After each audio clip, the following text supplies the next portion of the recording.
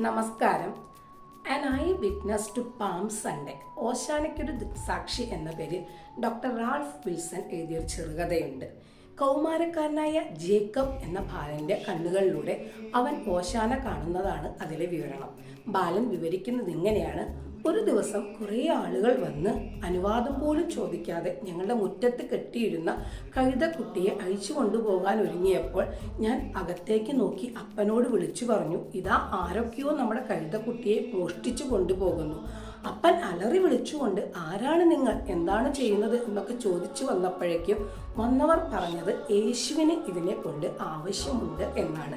യേശു എന്ന നാമം കേട്ടപ്പോൾ തന്നെ എൻ്റെ അപ്പൻ ശാന്തനായി. കാരണം അദ്ദേഹം മണിക്കൂറുകളോളം യേശുവിൻ്റെ പ്രഭാഷണങ്ങൾ കേൾക്കാൻ പോയിരിക്കുന്നത് ഞാൻ കണ്ടിരുന്നു. യേശു എന്തു ചോദിച്ചാലും തനിക്ക് സ്വന്തമായിട്ടുള്ളതൊക്കെ കൊടുക്കാൻ അപ്പൻ തയ്യാറാകുമെന്ന് എനിക്ക് അറിയാമായിരുന്നു. യേശുവിന് യാത്ര ചെയ്യാനാണെന്ന് അറിഞ്ഞപ്പോൾ ഞങ്ങളുടെ കഴുതക്കുട്ടികളിൽ കരുത്തനായതിനെ തന്നെ അഴിക്കാൻ ഒരുങ്ങിയപ്പോൾ വന്നവർ തടഞ്ഞു. ഇതുവരെ ആരും സഞ്ചരിക്കാത്ത ഒരു കഴുതക്കുട്ടിയെയാണ് ഞങ്ങളുടെ ഗുരുവിന് ആവശ്യം എന്നായിരുന്നു. അങ്ങനെ അവർ കഴുതക്കുട്ടിയെയും കൊണ്ട് പോകാൻ ഒരുങ്ങിയപ്പോൾ ഞാൻ വേഗം അപ്പൻ്റെ അടുക്കിലേക്ക് വന്ന് ചോദിച്ചു, അപ്പ എന്നെയും ഇവരുടെ കൂടെ വിടുമോ? കാരണം ഗുരുവിൻ്റെ ആവശ്യം കഴിഞ്ഞാൽ എനിക്ക് കഴുതക്കുട്ടിയെ തിരികെ കൊണ്ടുപോകാമല്ലോ എന്ന്.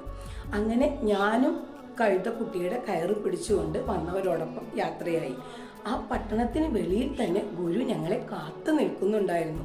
എന്നെ കണ്ടപ്പോൾ എൻ്റെ പേര് ചോദിച്ചു. ജേക്കബ് എന്ന് പറഞ്ഞപ്പോൾ ജേക്ക് എന്ന് വിളിച്ചുകൊണ്ട് തന്നെ എന്നോട് പറഞ്ഞു, നിന്റെ അപ്പൻ വളരെ നല്ല ആളാണെന്ന്. ഇത് കേട്ടപ്പോൾ എനിക്ക് വല്ലാത്തൊരു സന്തോഷം തോന്നി, മനസ്സ് നിറഞ്ഞു. അങ്ങനെ ഗുരു ഒരു ചെറിയ തുണി കഷ്ണം ഈ കഴുതക്കുട്ടിയുടെ വിരിച്ച് അതിൻ്റെ മേൽ കയറിയിരുന്നു. വീഥിയുടെ ഇരുവശവും അന്ന് പെസഹ കാലമായതുകൊണ്ട് തന്നെ ദേവാലയത്തിലേക്ക് പോകുന്ന ഭക്തജനങ്ങളുടെ ഒരുപാട് പേർ കാണാമായിരുന്നു, തിരക്കുണ്ടായിരുന്നു. അവരെല്ലാവരും തന്നെ കയ്യിൽ ഒലീവ് ചില്ലകളുമായി യേശുവിനെ ഓശാന പാടുന്നുണ്ടായിരുന്നു. ദാവീദിൻ്റെ പുത്രൻ ഓശാന, കർത്താവിൻ്റെ നാമത്തിൽ വരുന്നവൻ ഓശാന എന്നൊക്കെയായിരുന്നു ഇവർ പാടിക്കൊണ്ടിരുന്നത്. എന്നാൽ അവരിൽ ചിലരൊക്കെ തങ്ങളുടെ കൈകളിലെ ഒലിവ് ചില്ലകളും തങ്ങളുടെ മേൽക്കുപ്പായങ്ങളും ഒക്കെ ഊരി ഗുരു വരുന്ന വഴിയിൽ വിരിക്കുന്നുണ്ടായിരുന്നു. ഇത് കണ്ടപ്പോൾ എനിക്ക് മനസ്സിലായി ഒത്തിരി പേർ ഗുരുവിനെ ഇഷ്ടപ്പെടുന്നുണ്ട് എന്ന്. ഇടയ്ക്ക് ഞാൻ പുറകോട്ട് തിരിഞ്ഞ് ഗുരുവിൻ്റെ മുഖത്തേക്ക് നോക്കി. ആ മുഖത്ത് വല്ലാത്തൊരു ശാന്തതയായിരുന്നു, കണ്ണുകളിൽ വല്ലാത്ത തീക്ഷ്ണതയായിരുന്നു.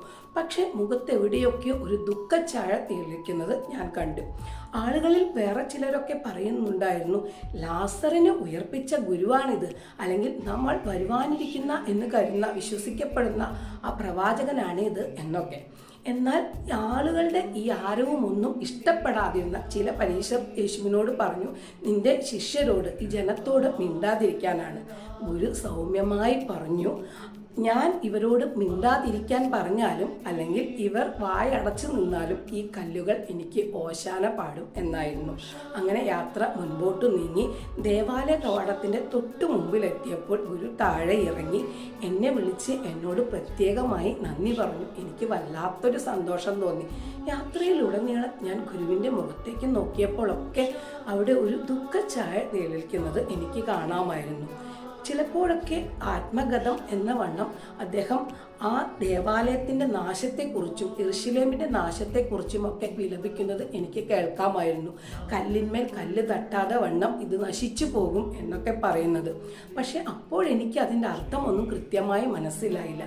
പക്ഷേ 40 വർഷങ്ങൾക്ക് ശേഷം റോമാക്കാരുടെ ആക്രമണത്തിൽ യെരൂശലേം ദേവാലയം തകർന്നപ്പോൾ അന്ന് ഗുരു പ്രവചിച്ചതിൻ്റെ ആ പ്രവചന ശക്തി എന്താണെന്ന് എനിക്ക് മനസ്സിലായി. എന്തായാലും കൊള്ളാം, ഗുരുവും ശിഷ്യന്മാരും ഒക്കെ ആ ദേവാലയത്തിലേക്ക് പോകുമ്പോൾ ഞാൻ ആ കഴുതക്കുട്ടിയുടെ കയറും പിടിച്ചുകൊണ്ട് വീട്ടിലേക്ക് നടക്കുകയാണ്. ആ വീട്ടിലേക്കുള്ള ആ യാത്രയിൽ ആ കയറ്റവും ഇറക്കവും ഒക്കെ യാന്ത്രികമായി നടന്നു നീങ്ങുമ്പോഴും എൻ്റെ മനസ്സിലൊരു പ്രാർത്ഥന പോലെ ഉരുവിട്ടുകൊണ്ടിരുന്നത്, അല്ലെങ്കിൽ ഞാൻ ചൊല്ലിക്കൊണ്ടിരുന്നത്, കർത്താവിൻ്റെ നാമത്തിൽ വരുന്നവൻ ഓശാന എന്നൊക്കെയായിരുന്നു. പ്രിയമുള്ളവരെ, അന്നത്തെ ആ ഓശാന യാത്രയിലുടനീളം ആ ബാലൻ യേശുവിൻ്റെ കണ്ണുകളിലെ തിളക്കവും അതോടൊപ്പം തന്നെ ആ മുഖത്തെ ദുഃഖഛായയും കണ്ടിരുന്നു എന്നാണ് നമുക്ക് കാണാൻ സാധിക്കുന്നത്. അതായത് താൻ കടന്നു പോകാനിരിക്കുന്ന വരാനിരിക്കുന്ന തൻ്റെ ആ ബുദ്ധി കഷ്ടാനുഭവത്തെക്കുറിച്ചുള്ള ആ വരാനിരിക്കുന്ന ബുദ്ധിമുട്ടുകളെക്കുറിച്ചുള്ള ആ ചിന്തയ്ക്കായിരിക്കാം യേശുവിൻ്റെ മുഖത്തെ ദുഃഖഭാവത്തിന് കാരണമെന്നാണ് ആ ബാലൻ്റെ അനുമാനം. നീണ്ട നാളത്തെ 50 നോമ്പിൻ്റെ ഉപവാസത്തിനും പ്രാർത്ഥനയ്ക്കും ശേഷം ക്രൈസ്തവർക്ക് ഇന്ന് ആവേശത്തിൻ്റെ ദിവസമാണ് ഓശാന ഞായർ. ആർപ്പുവിളികളുടെയും ഓശാന വിളികളുടെയും ഒക്കെ ഒരു നല്ല ദിവസം. ഇത് നമ്മെ നയിക്കുന്നത് പെസഹ വ്യാഴായിലേക്കും ദുഃഖവെള്ളിയിലേക്കും തുടർന്നുള്ള ഉത്ഥാനത്തിലേക്കുമാണ്. അതായത് യേശു കടന്നു പോകാനിരിക്കുന്ന പീഠാനുഭവങ്ങളിലേക്കും അതിനുശേഷമുള്ള ഉത്ഥാനത്തിലേക്കുമൊക്കെയാണ് ഉള്ള ഒരു തുടക്കമാണ് ഓശാന ഞായർ. അതായത് ജീവിതത്തിന് ഉയർച്ച താഴ്ചകളുണ്ട്, കുരിശില്ലാതെ കിരീടമില്ല, മരണമില്ലാതെ ഉത്ഥാനമില്ല തുടങ്ങിയ ഒരുപാട് പാഠങ്ങൾ നമ്മെ പഠിപ്പിക്കുന്ന ഒരു വിലയേറിയ ദിവസം കൂടിയാണ് ഇന്ന് ഓശാന ഞായർ. എല്ലാവർക്കും ഓശാന നായറിൻ്റെ ഓശാന തിരുനാൾ ആശംസകൾ നേരുന്നു. Hosanna, Hosanna,